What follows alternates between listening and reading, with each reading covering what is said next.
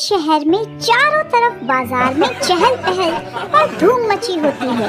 एकादशी देव उठने का त्योहार जो आने वाला होता है, जिसमें माँ तुलसी अपनी निद्रा से जागती हैं और सारे शुभ कार्य जैसे कि बच्चों का मुंडन, शादी ब्याह या किसी भी अच्छे कार्य की तिथि निकाली जाती है। अलग अलग धर्म, संप्रदाय और जातियों की अलग मान्यता है।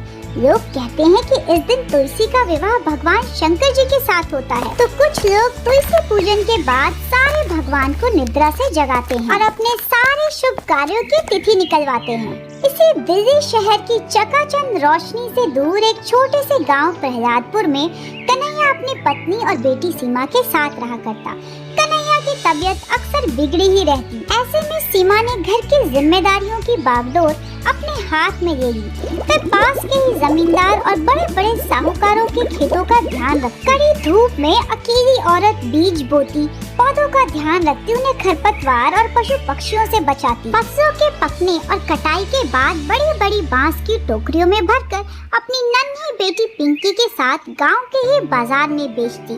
थोड़े बहुत पैसों की आमदनी होती, लेकिन ज्यादातर पैसों का हिस्सा तो जमींदार और साहूकारों की जेब में ही जाता। यूँ तो नन्ही पिंकी पढ़ाई लिखाई में बेहद होशियार थी, लेकिन जिस उम्र में उसके हाथ में खिलौने और किताबें होनी चाहिए, बड़ी बड़ी बांस की टोकरियों में कद्दू, टमाटर, करेला और अमरूद हुआ करते। दोनों एक गांव से दूसरे गांव भी साग सब्जियों को बेचने के लिए जाते। माँ, इस बार हमें भी तुलसी पूजन करना है। मैं चाहती हूँ मैं तुलसी जी का ब्याह करवाऊँ। ठीक है मेरी बच्ची, एक बार मुनाफा तो आ जाने दे, उसके बाद देखते हैं। ईश्वर ने चाहा तो हम भी तुलसी मैया की पूजा जरूर करेंगे। दोनों माँ बेटी कड़ी मेहनत से सारे साग सब्जियों को गांव के बाजार में बेचकर जो भी मुनाफा हुआ उसे लेकर सीमा पास के ही गांव के केमिस्ट की दुकान पर गई। अपने पति के इलाज के लिए कुछ दवाइयाँ और थोड़ी बहुत ताकत की चीजें खरीदी। पति बेहद बीमार था। सीमा को हर हाल में अपने पति को बचाना था। सारी दवाइयों को लेकर दूध और थोड़े से पानी में मिलाकर उसने अपनी बेटी पिंकी को थमा दिया। पिंकी ने घर की जिम्मेदारियों को बड़ी ही बखूबी निभाया था। माँ जो भी खाना पका के जाती, खिचड़ी या दलिया, उसके साथ वह अपने पिता को दवाइयाँ भी देती। पिताजी, इस बार हम भी तुलसी पूजन करेंगे।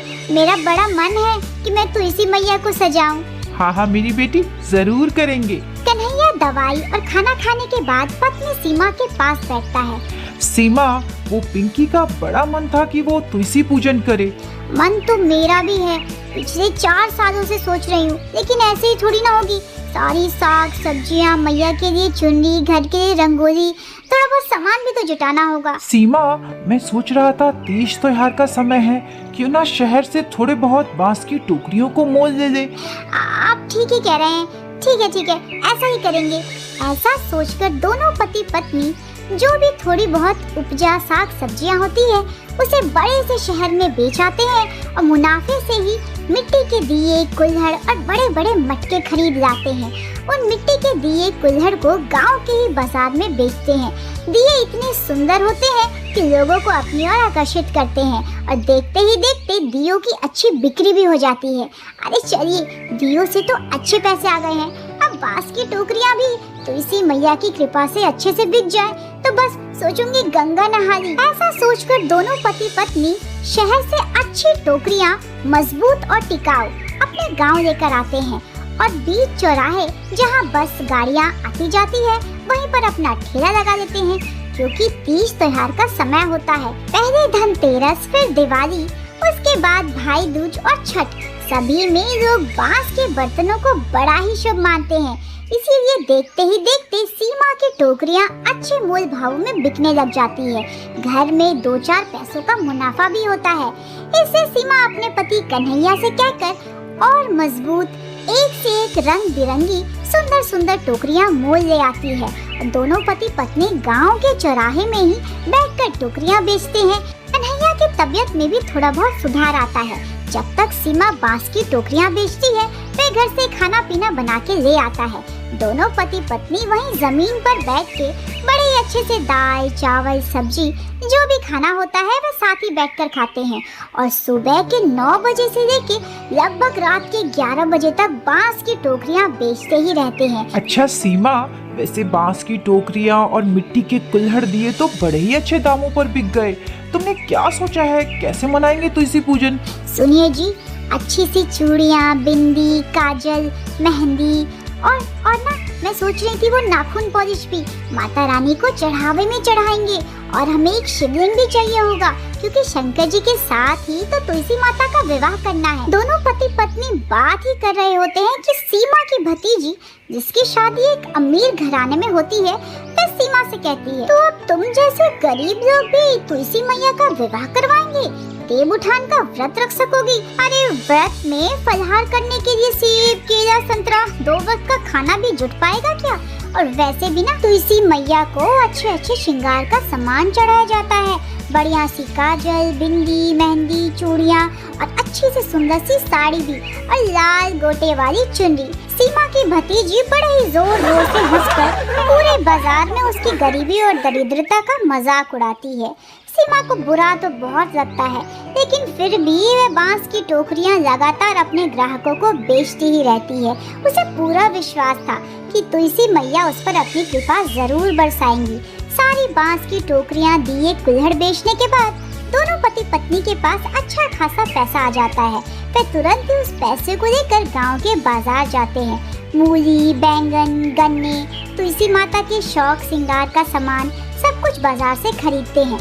बाजार में अलग ही रौनक होती है, क्योंकि तुलसी पूजन के बाद ही सारे अच्छे काम जैसे मुंडन, शादी, विवाह और कोई बढ़िया कामों की तारीख निकाली जाती है। दोनों पति पत्नी बाजार का काम खत्म करने के बाद घर आते हैं, तो वहीं सीमा अपनी पुरानी सी जंग लगी हुई सिलाई मशीन निकालती है और उस पे माता रानी के लिए सुंदर सी गोटे वाली चुनरी बनाना तैयार करती है। माँ, ये चुनरी कितनी सुंदर लग रही है। ये गोटा और ये लेस कढ़ाई तो बड़ी अच्छी है। तो इसे मैया तो इस बार खूब ही प्रसन्न होंगी। हम उनके लिए इतनी बढ़िया साड़ी जो बना रहे हैं। हाँ हाँ जरूर, अरे भगवान ने दिया है तो उन्हें अर्पण जरूर करेंगे। इतनी ही देर में पड़ोस की विमला चाची भी एक ब्लाउज और साड़ी का पेटीकोट का कपड़ा लेकर आती है। जरा इसे ठीक कर देना, तुम्हें पैसे मैं दे दूंगी, उसकी चिंता मत करो। ठीक है, अगर आप 50 रुपए दे देती तो काम बन जाता। 50 रुपए? 20 रुपए दूंगी। तुमसे अगर 50 रुपए का सिलवाऊंगी तो मैं किसी बढ़िया सी दुकान से ना सिलवा लूं। 20 रुपए दूंगी, करना है तो करो। अच्छा ठीक है, मैं कर दूंगी। अब तो नाराज हो गई। सीमा 50 रुपए का काम 20 रुपए में ही कर देती है। लगातार 2 दिन अपनी पुरानी जंग लगी हुई मशीन पर काम करने के बाद एक सुंदर सी गोटे वाली लाल चुनरी सीमा माता रानी के लिए तैयार करती है। और थोड़े बहुत जो सिलाई कढ़ाई से पैसे आते हैं, उन पैसों से वह रंग बिरंगी लाल, पीली और हरी चूड़ियाँ खरीदती है।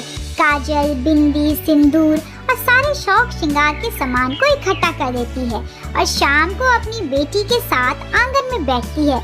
माँ, आखिरकार हम भी इस बार तुलसी पूजन कर रहे हैं। हाँ मेरी बच्ची, ये बहुत जरूरी होता है। 3-4 साल से सोच रही थी, लेकिन आखिरकार तुलसी माँ ने हमारे ऊपर अपनी कृपा बरसाई। अब तुम देखना, घर को रंगोली से सजा के बढ़िया से माता रानी का विवाह करवाऊंगी। पति कन्हैया भी घर के साज सजावट में दोनों की मदद करता है कि उतनी ही देर पे अचानक एक साड़ी और दाढ़ी मूंछ में पहने हुए अजीब सा इंसान प्रकट होता है, जिसकी शक्ल ना ही औरत और ना ही मर्द, मानो अर्ध नारीश्वर जैसी होती है।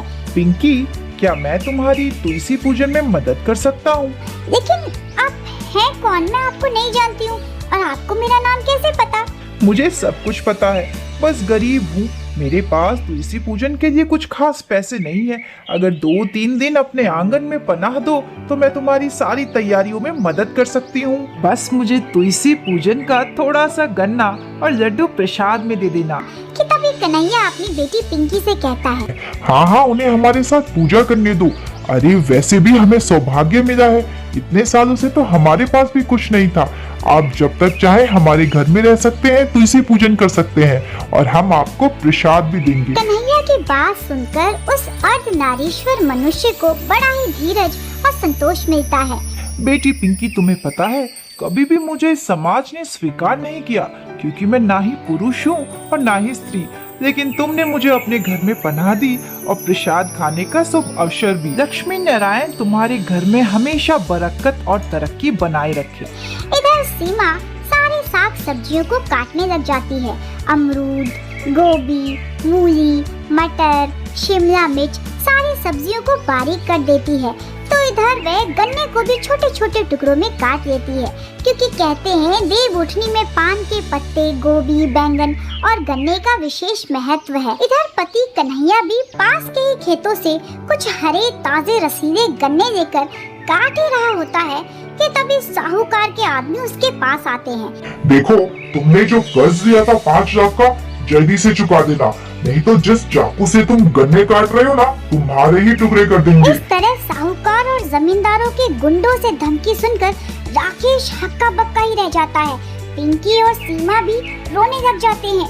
क्या वो देव उठनी के त्योहार को मना पाएंगे? जिस आंगन को सीमा और नन्ही पिंकी ने अपने हाथों से सजाया, माँ तुलसी के लिए सारे शौक श्रृंगार लेकर आए। क्या उस तुलसी पूजा देव उठान के त्योहार को कन्हैया का परिवार मना पाएगा? उस अर्धनारीश्वर मनुष्य का क्या रहस्य है? क्यों वह राकेश और उसकी बेटी पिंकी की जिंदगी में आया? क्या वो उन्हें इतने बड़े संकट से बचा पाएगा? कहानी में आगे आने वाले भागों के लिए चैनल के साथ जुड़े रहे। चैनल को लाइक, सब्सक्राइब करना ना भूलें।